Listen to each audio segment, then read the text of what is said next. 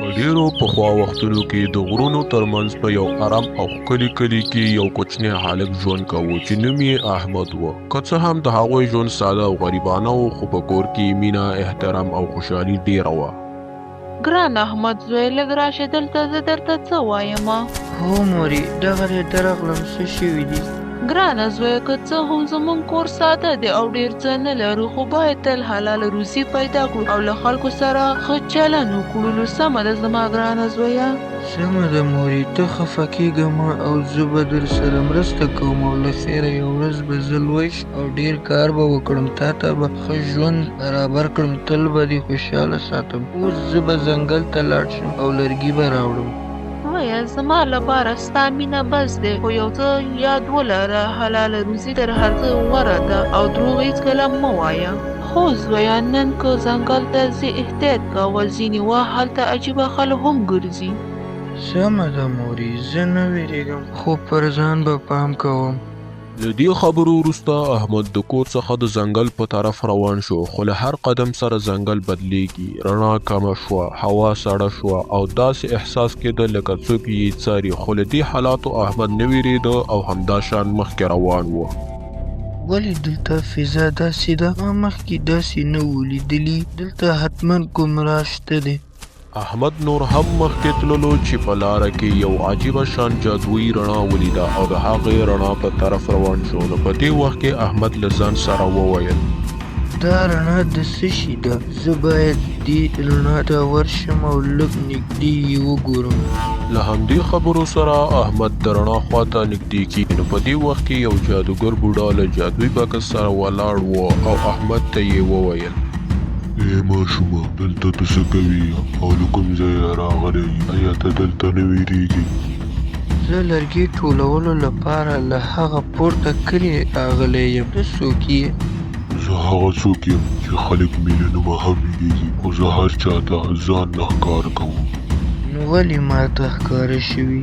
آیا ما سره کومه جادو ده؟ نه زویه، تا سره کومه جادو نشته دی، خو ته دروغجن نه ښکاري. ستا زړه پاک دی ځکه ته ما ویني. زه رښتیا وایم، زما مور راته تل وایي چې دروغ مه وایه. ګرانه زویه، همدا خبره ده چې ته له نورو بېل یې او د نورو خلکو په شان نه یې. دا څه شی دی چې دومره ځلیږي او ټول ځنګل یې په ځلا نیولی دی؟ دا یو عادي صندوق نه دی، دا جادوي ده، هر څه چې وغواړې درته راوړي.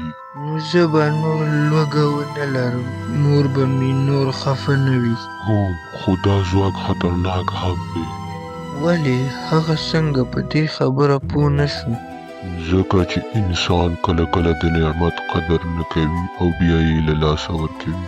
زه به هیڅکله د نعمت ناشکري نه کوم او زه به خپل وعده پوره او کلک به پرې ودرېږم.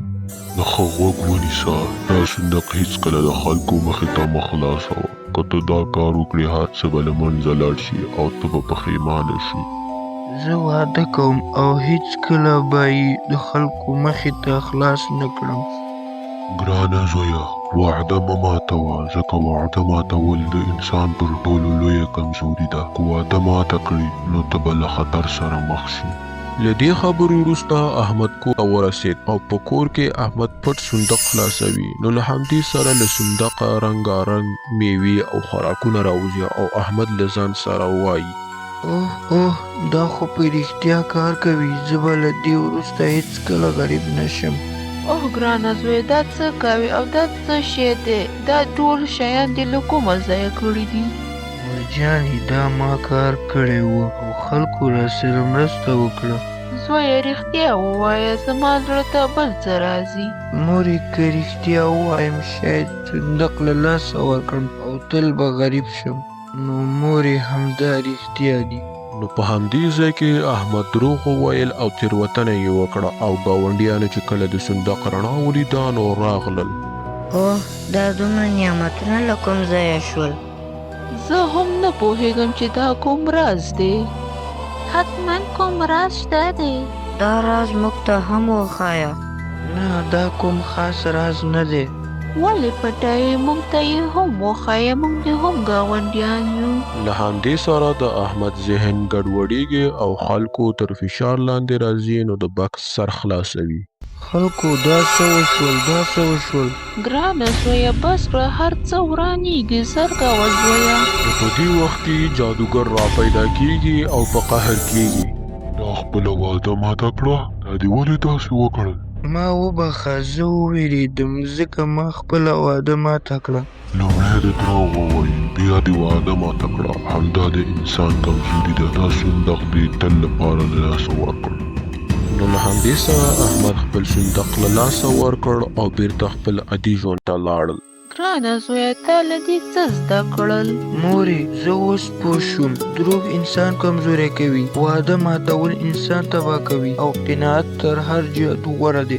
او له هماغې ورځې وروسته احمد یو رښتینی، صادق او زحمت کښ انسان شو.